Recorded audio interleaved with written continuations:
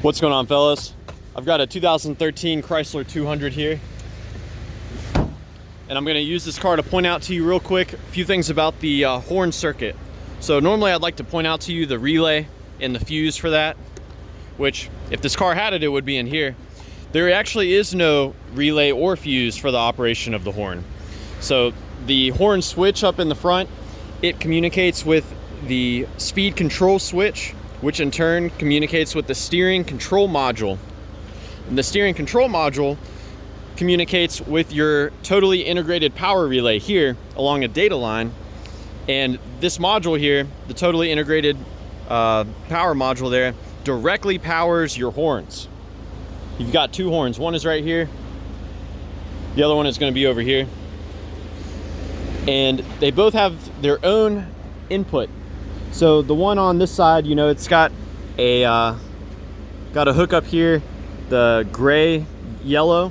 This wire is what comes from that control module there. And the other wire, this should go to a constant ground. So no fuses for you to check. If you suspect that there's an issue and you don't have a scan tool, I hate to tell you this, but you're pretty much out of luck, because you really need a scan tool to see if the switch is working. With a scan tool, you can actually command the module to set the horn off.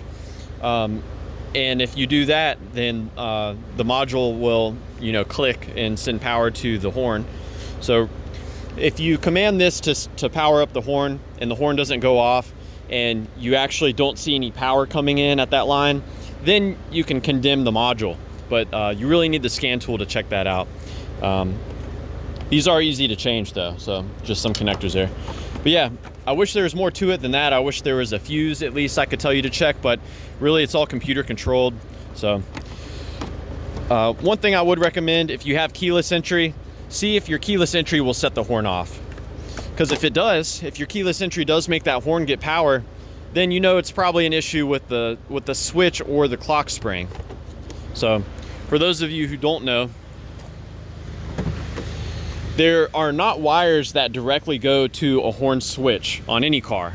And the reason why is because you turn the wheel every time you drive, and a normal wire would, you know, after you keep twisting it and twisting it, it's gonna break.